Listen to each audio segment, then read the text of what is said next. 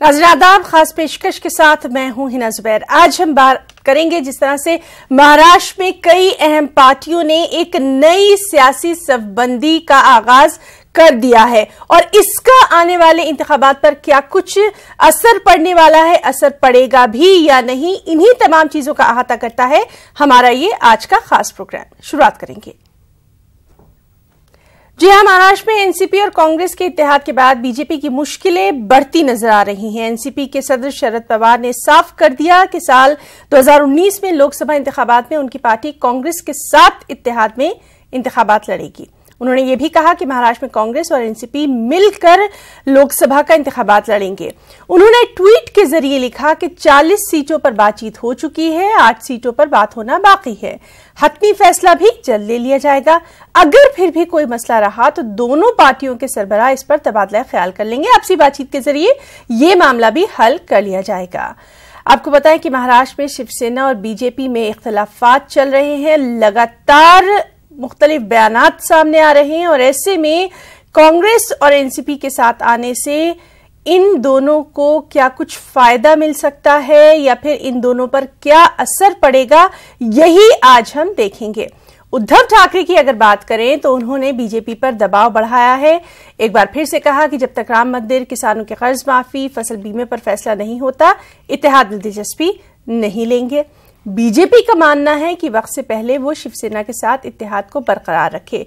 अब बिहार की अगर बात करें तो वहां भी सीटों की तकसीम करके बीजेपी ने पार्टियों को मना लिया है। ऐसे में महाराष्ट्र में क्या कुछ होगा यही देखना अहम रहेगा।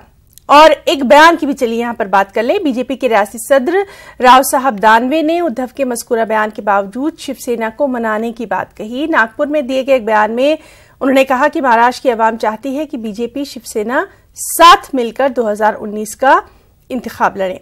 सवाल यही है कि क्या शिवसेना बीजेपी से अपना इत्तेहाद 2019 के इलेक्शन में बाकी रखेगी या फिर अकेले लड़ेगी। अगर संजय राउत की बात करें जो कि शिवसेना के तर्जुमान हैं, वो लगातार यही कहते रहे हैं कि 2019 का जो इलेक्शन है वो शिवसेना अपने दम पर लड़ेगी। अब कांग्रेस और एनसीपी के इत्तेहाद के बाद क्या शिवसेना अपने दम पर चुनाव लड़ने की बात पर कायम रह पाएगी या फिर बीजेपी उसको मना लेगी, ये देखने वाली बात अहम होगी।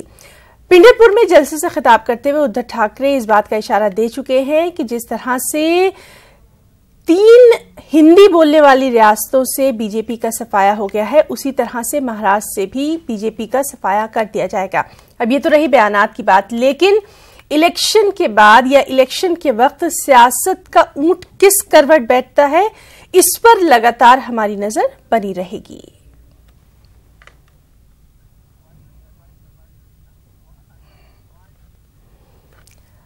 और शरद पवार के बयान पर कांग्रेस के बेहद सीनियर लीडर तारिक अनवर ने कहा कि एनसीपी ने अच्छा फैसला किया है। आपको दिखाते हैं उन्होंने क्या कहा। एनसीपी मिलकर चुनाव लड़ेगी, साथ साथ पीजेंट वर्कर पार्टी जो महाराष्ट्र के कुछ जिले में है, शेतकरी कामगार पक्ष लेफ्ट, उनको हम साथ लेकर जाने वाले। मैंने कहा कि अभी 40 सीट पर सेटलमेंट हुआ है, दोनों में 8 सीट में बाकी है। वो अगले 2-4 दिन में हमारी मीटिंग हो जाएगी और वो फाइनल करेगी। अच्छा, जहाँ नहीं होगा तो दोनों पार्टी ने यह तय किया कि वहाँ दिल्ली में यह तय होगा, कांग्रेस पार्टी के अध्यक्ष और एनसीपी के अध्यक्ष दोनों बैठकर इस पर अंतिम डिसीजन होगा। तो नाज़रीन, ये तो रहा शरद पवार ने क्या कुछ कहा। अब इसके जवाब में तारिक अनवर ने क्या कहा, आपको दिखाते हैं। शरद पवार जी का बयान बिल्कुल सही है और मैं जितनी भी यूपीए की जो गठबंधन में पहले भी जो पार्टियां थीं वो तो कांग्रेस के साथ है ही है, लेकिन अब उस गठबंधन की संख्या और बढ़ेगी क्योंकि 3 राज्यों का जिस तरह से परिणाम आया है कांग्रेस के पक्ष में। अब लोगों को ये एहसास हो गया है, तमाम और दूसरे दलों को भी इस बात का एहसास हो गया है कि कांग्रेस ही गठबंधन का नेतृत्व कर सकती है। और नाज़रीन, इस पर बातचीत के लिए हमारे साथ मौजूद रहेंगे हमारे कुछ खास मेहमान। चलिए आपका तारुफ करवा देते हैं। हमारे साथ रहेंगे कांग्रेस के सेक्रेटरी अल नासिर ज़करिया साहब और साथ ही साथ बीजेपी के स्पोक्स पर्सन निरंजन शेट्टी साहब भी हमारे साथ रहेंगे। इस वक्त हमारे साथ मौजूद हैं निरंजन शेट्टी साहब। चलिए उनसे बात करेंगे। निरंजन जी, आपसे जानना चाहेंगे कि जिस तरह से ये एक नया गठबंधन सामने आ रहा है, बीजेपी की पॉलिसी क्या होगी? देखिए, ऐसा है कि हमारे लिए कोई गठबंधन नया नहीं है। पिछले 2014 को भी इन्होंने साथ में गठबंधन करके लड़े थे और इसके पूर्व भी वो लड़े थे। अब आपके सामने पूरी तस्वीर है। ये चाहते हैं कि इस प्रकार से लोगों को भड़काया जाए और अलग अलग जो फिरका परस्त ताकतें है वो इनको इकट्ठा कर कर आज तक पिछले 60 सालों में जो वो नहीं कर पाए, वो इस प्रकार से उनको एक आशा या उम्मीद आई है कि कहीं ना कहीं इन 3 राज्यों में जो भारतीय जनता पार्टी के साथ हुआ, उसके कारण जो कल तक एक दूसरे का मुंह नहीं देख रहे थे, वो आज इकट्ठा होकर गठबंधन के नाम से हमारे अगेंस्ट लड़ना चाहते हैं। जी, तो मतलब आपका ये कहना है कि बीजेपी इससे खौफजदा बिल्कुल नहीं है, बल्कि अभी वो सिर्फ वक्त देख रही है। देखिए, ये बात नहीं है, खौफजदा की बात होती नहीं है। राजनीति है, राजनीति में हम हर चीज को देखते रहते हैं और समझते भी रहते हैं। नहीं है कि वो जो काम कर रहे हैं, जिस प्रकार का गठबंधन किया, वो काम करके लोगों के सामने जाने का प्रयास करें, तो निश्चित एक राजनीतिक दल के तौर पर जो हमें करने की आवश्यकता होती है वो हम भी करेंगे। जी, शिवसेना की तरफ आते हैं। शिवसेना की तरफ से लगातार बयानात आते रहे हैं कि वो अपने दम पर ही चुनाव लड़ना चाहती है, चाहे वो 2019 का जो मेन इलेक्शन है उसकी बात करें या फिर महाराष्ट्र की बात करें। तो आगे का रुख क्या कुछ?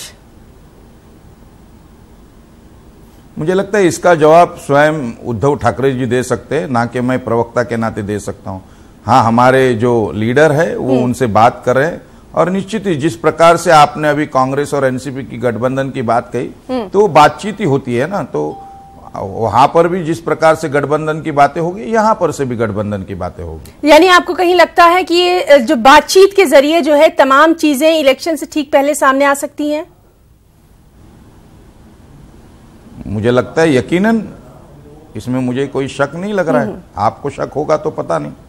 जी, निरंजन जी, आपसे ये भी जानना चाहेंगे, जिस तरह से लगातार शिवसेना के बयानात आते रहे हैं बीजेपी के खिलाफ और यहां तक उद्धव ठाकरे ने कह दिया है कि अब तमाम जो स्टेट्स हैं वहां से भी हम खात्मा चाहते हैं, क्या ये सिर्फ सियासी बयानात के तनाजुर में देखेंगे या फिर इसमें कुछ आगे भी देखा जा सकता है?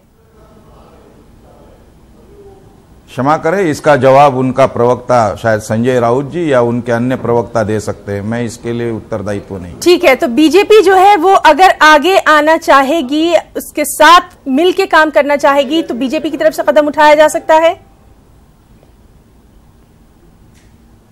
मैंने सुना नहीं, आपकी सवालात सुने। तो चलिए नाज़रीन, लगातार हम आपको बता रहे हैं कि किस तरह से महाराष्ट्र में एनसीपी और कांग्रेस के इत्तेहाद के बाद जो बीजेपी है उसकी मुश्किलें वो बढ़ती नजर आ रही हैं। एनसीपी के सदर शरद पवार ने यह साफ कर दिया है कि साल 2019 में लोकसभा इंतखाबात में उनकी पार्टी कांग्रेस के साथ इत्तेहाद में इंतखाबात लड़ेगी और इसी पर लगातार हम बातचीत कर रहे हैं। फिलहाल हमारे साथ सिर्फ अभी निरंजन शेट्टी साहब मौजूद हैं जो कि बीजेपी के स्पोक्स पर्सन हैं और हम इंतजार कर रहे हैं कि कांग्रेस के सेक्रेटरी अल नासिर ज़करिया साहब भी हमारे साथ मौजूद रहेंगे। फिलहाल हम एक छोटा सा ब्रेक लेते हैं, चल लौटेंगे।